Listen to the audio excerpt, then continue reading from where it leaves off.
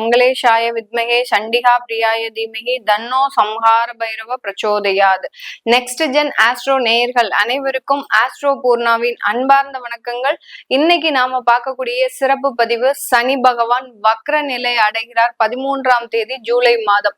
இந்த வக்ர தன்மை அடையக்கூடிய அந்த சனி பகவான் 27ஆம் தேதி நவம்பர் வரைக்கும் தன்னுடைய தன்மையை மாற்றிக்கொண்டு ஒவ்வொரு ராசி என்பவர்களுக்கும் நீண்டகால பிரச்சனைகளிலிருந்து என்ன மாதிரியான நிவர்த்தி, அடுத்து பாத்தீங்கன்னா உடல் தொந்தரவுகள், சில பேருக்கெல்லாம் சனி பகவான் பெயர்ச்சி அப்படின்னாலே ஒரு ஆயுள் பயம் அப்படின்றது இருக்கும், ஒரு மரண பயம் அந்த மாதிரி எல்லாம் இருக்கும். சில பேருக்கு தேவையில்லாத விபத்துக்கள் எல்லாம் வரும். இந்த மாதிரியான காலகட்டத்துல, இந்த வக்கர தன்மை அடையக்கூடிய காலகட்டத்துல என்னென்ன மாற்றங்கள் ஒவ்வொரு ராசி அன்பர்களுக்கும் கிடைக்க போகுது அப்படின்றதுதான் இந்த பதிவுல தெளிவா பார்க்க போறோம். சிம்ம ராசி அன்பர்களுக்கு சனி பகவான் 8ஆம் இடத்துல, அதாவது அஷ்டம சனியாக இருக்கக்கூடிய அந்த சனி பகவான் வக்ர சனியாக மாறுகிறார். அந்த வக்ர சனி அப்படின்றது 8ஆம் இடத்துல இருக்கும்போது கொஞ்சம் நல்ல பலனையும் கொடுக்கும், அடுத்து கெடு பலனையும் கொடுக்கும். ஏன்னா கெடு பலன்றது பாத்தீங்கன்னா உங்களுக்கு 7ஆம் இடத்துல இருக்கக்கூடிய அந்த ராகு பகவானோட சேரும் போது ஒரு எதிர் திசையில இருக்கக்கூடிய கிரகங்கள் எப்படி மேக்னெட் ஈர்ப்பு தன்மை இருக்குமோ அந்த மாதிரிதான் இந்த வக்ர கிரகங்கள் இரண்டும் ஒன்று சேர்ந்து செயல்படும் போது சில கெடு பலன்கள் இந்த காலகட்டத்துல வரக்கூடிய ஒரு நேரமாக தான் இந்த சிம்ம ராசி என்பர்களுக்கு இருக்கும்.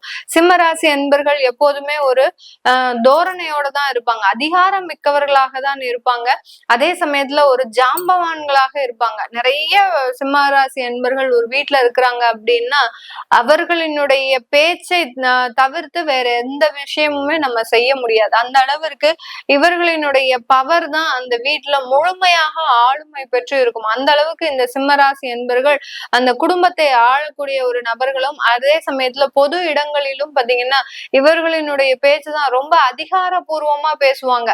என்னதான் சொன்னாலும் அங்க ஒரு அதிகாரபூர்வமாக சொல்லும் போது எல்லோருமே இவர்களை கண்டு ஒரு பயப்படக்கூடிய ஒரு நபராக தான் இந்த சிம்மராசி அன்பர்கள் இருப்பாங்க.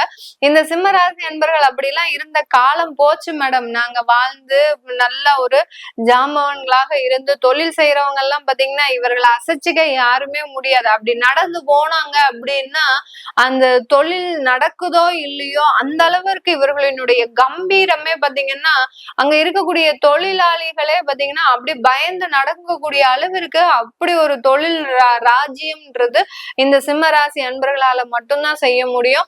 இவர்களினுடைய கெட்ட நேரம், இவர்களினுடைய சுய ஜாதகத்துல இருக்கக்கூடிய ஒரு போராத நேரம், பல சிம்மராசி அன்பர்கள் நிறைய பேர் கடந்த 2 வருடத்துல மிக பெரிய அளவுக்கு சரிவை சந்திச்சிருப்பாங்க. எந்த அளவுக்கு சரிவை சந்திக்காம இருந்தாங்களோ அந்த அளவுக்கு, அதாவது 15 வருஷமா பாதுகாத்து இருந்த அந்த பொக்கிஷமா இருந்த சில விஷயங்கள்லாம் உங்களை விட்டு பறந்து போயிருக்கும். அடுத்து பாத்தீங்கன்னா சொத்துக்கள் அப்படி சேர்த்திருப்பீங்க, அந்த சொத்துக்கள்லாம் இன்னைக்கு ஒரு சொத்து கூட இருக்காது. அந்த அளவுக்கு அந்த சொத்துக்கள் இழப்புன்றது அதிகமாக இருந்திருக்கும். பணம் போனா திரும்ப சம்பாதிச்சிடலாம். ஆனா இந்த சிம்மராசி அன்பர்களுக்கு போன முதல் இழப்பு என்ன அப்படின்னு கேட்டீங்கன்னா உறவுகளை இழந்து தவிக்கக்கூடியவர்களும் நம்ம சிம்மராசி அன்பர்கள் தான். அந்த அளவுக்கு உறவு முறைகள்ல பெரிய இழப்புகள். ஏன்னா கிட்டத்தட்ட ஒரு 15 வருஷத்துக்கு மேலாக இந்த உறவுக்காக தான் நீங்க இவ்வளவு பாடுபட்டது, இவ்வளவு ஒரு கம்பீரமாக இருந்தது, இவ்வளவு ஒரு தொழில் பிரயத்தனம் பண்ணது, இவ்வளவு ஒரு வேலை வாய்ப்பு எல்லாத்தையுமே நீங்க செஞ்சது.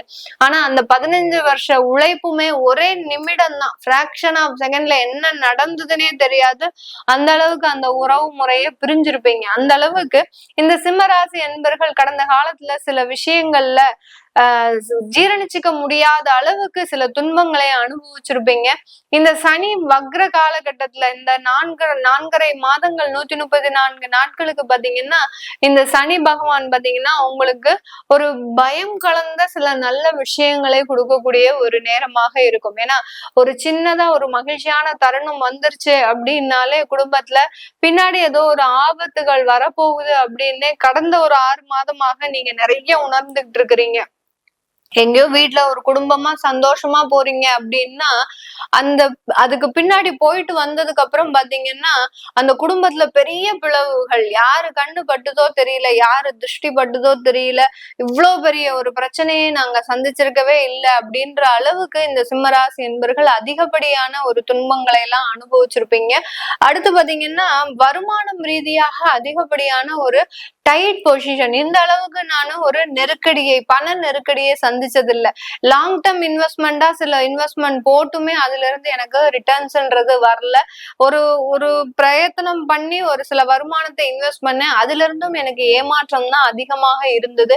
இப்படி பலதரப்பட்ட விஷயங்கள்ல, வருமான விஷயங்கள்லயும் நெருக்கடியை சந்தித்த இந்த சிம்மராசி என்பர்களுக்கு இந்த காலகட்டம் அந்த 8ஆம் இடத்துல வக்ரம்ன்றது ஒரு திடீர் ராஜயோகத்தை, திடீர் ஒரு அதிர்ஷ்டத்தை கொடுக்கக்கூடிய ஒரு நேரமாக இருக்கும். அவர் ராகுவோட சேர்ந்து பயணிக்கிறார். ராகுன்றது பாத்தீங்கன்னா பிளாக் மேஜிக் மாதிரி, எப்படி நீங்க குடும்பத்தை இழந்தீங்கன்னே தெரியாது, அந்த அளவுக்கு சில பிரச்சனைகள்லாம் வந்திருக்கும். அதே மாதிரிதான் இப்ப எப்படி உங்களுக்கு பணம் வருதுன்றது தெரியாது, ஆனா சில நேரத்துல ஒரு அதிகமான ஒரு பணம், இந்த காலகட்டம் உங்களுக்கு பினாமியாலாம் சில நிறைய ஒரு வரவுகள் வரும். மறைமுக வருமானம்ன்றது அதிகமாக இருக்கும். கமிஷன் தொழில்ல பாத்தீங்கன்னா முக்கியமா இந்த சிம்ம ராசியில கமிஷன் தொழில் யார் யாரெல்லாம் பண்ணிட்டு இருக்கிறீங்களோ நீங்க எதிர்பார்த்ததுக்கு அளவுக்கு அதிகமாகவே அந்த கமிஷன்ன்றது அதிகமா வரக்கூடிய ஒரு நேரம். ஏன்னா இந்த ஒரு 4.5 மாதங்களுக்கு தான் உங்களுக்கு இந்த மாதிரி இருக்கும். இது நிரந்தர ஒரு மாற்றம் கிடையாது. அதனால வரக்கூடிய பணத்தை கரெக்டா நீங்க செக்ரிகேட் பண்ணி ஒரு பிளான் பண்ணி செய்யும் போது அதுல ஒரு நிறைய ஒரு மாற்றங்கள்ன்றது இந்த சிம்ம ராசி என்பர்களுக்கு முக்கியமா கிடைக்கக்கூடிய ஒரு நேரமாக இருக்கும். இந்த சிம்ம ராசி என்பர்கள் இந்த காலகட்டத்துல உங்களுக்கு எந்த இடத்துல நீங்க ரொம்ப கவனமா இருக்கணும் அப்படின்னு கேட்டீங்கன்னா, இந்த சிம்மராசி என்பர்கள் நீங்க எந்த இடத்துல கவனமா இருக்கணும் அப்படின்னா உங்களுடைய உடல் ரீதியான ஒரு இடத்துல கவனமாக இருக்கணும். உடல் தொந்தரவுகள்ன்றது கண்டிப்பா அதிகமாக இருக்கும். ஏன்னா 8ஆம் இடத்து சனி பகவான் அந்த 7ஆம் இடத்து ராகுவோட சேரும் போது, ராகுவோட எல்லாம் சேர மாட்டாரு, அதே இடத்துல இருந்து அவர் பயணிக்கும் போது அந்த ராகுவோட அந்த ஈர்ப்பு தன்மைன்றது கண்டிப்பா அதிகமாக இருக்கும். ராகு முன் ராசியிலையும் பின் ராசியிலையும் இருக்கிறாரு அப்படின்னாலே அவர் தான் எல்லாமே ஆக்டிவேட் ஆகுவார். அதனால இந்த மாதிரியாக இருக்கும் போது அந்த உடல் நலன்ல ரொம்ப கேர்ஃபுல்லா இருக்கணும் இந்த சிம்ம ராசி என்பர்கள். திடீர்னு ஏதோ ஒரு பாதிப்பு வரும், அந்த பாதிப்பு எதனால வந்தது, அத நிவர்த்தி பண்ண முடியுமா பண்ண முடியாதா அப்படின்லாம் உங்களுக்கு கண்டுபிடிக்கவே முடியாது. ஒரு ஸ்கேன் மேல ஸ்கேன் எடுத்துக்கிட்டே இருப்பாங்க. அடுத்து பாத்தீங்கன்னா நீங்களும் மாற்று மருத்துவம் தேடிக்கிட்டே இருப்பீங்க.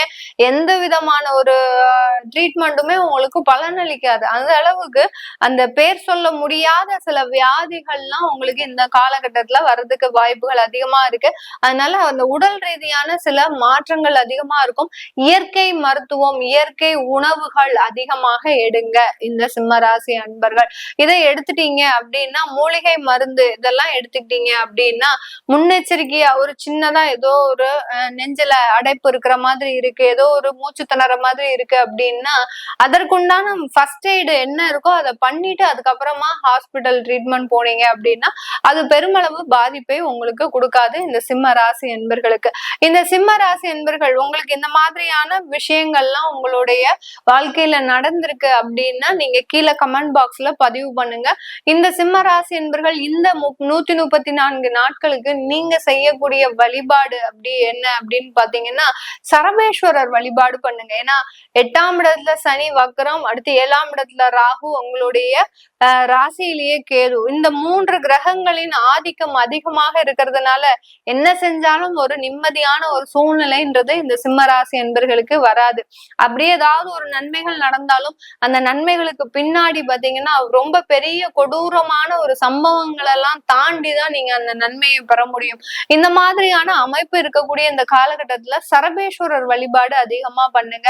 சரபேஸ்வரர்னா யாரு மேடம், அவர் எங்க தேடி நாங்க போறது, நாங்க ஆபீஸ்க்கு போறதா இல்ல சரபேஸ்வரரை போய் பாக்குறதா அப்படின்னு கேட்டீங்கன்னா, சரபேஸ்வரர்ன்றது சிங்கமுகம் கொண்ட அந்த சிவனின் அம்சம் தான்.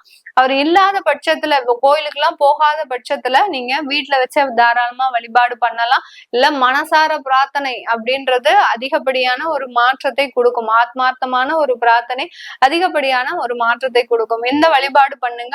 இந்த காலகட்டத்துல 134 நாட்கள்ல ஒரு நிறைய பிரச்சனைகள்ல இருந்து தவிர்க்கக்கூடிய ஒரு நேரமாக இருக்கும். இது எல்லாமே நம்ம கோச்சார நிலவரப்படி பலன்களை கணிச்சு சொல்லியிருக்கிறோம். உங்களுடைய சுய ஜாதகத்துல திசாபுத்தி பலன்கள் எப்படி இருக்கு தெரிஞ்சுக்க விருப்பப்படுறவங்க, உங்களுடைய குழந்தைகளுக்கு ஜாதகம் எழுதணும், நியூமராலஜி படி பேர் வைக்கணும்னு நினைக்கிறவங்களும் இந்த நம்பருக்கு கீழே இருக்கிற நம்பருக்கு வாட்ஸ்அப்ல அப்பாயின்மெண்ட் வாங்கிக்கிட்டு நீங்க என்கிட்ட கன்சல்ட் பண்ணிக்கலாம். உங்களிடமிருந்து விடைபெறுவது உங்கள் ஆஸ்ட்ரோ பூர்ணா. நன்றி, வணக்கம்.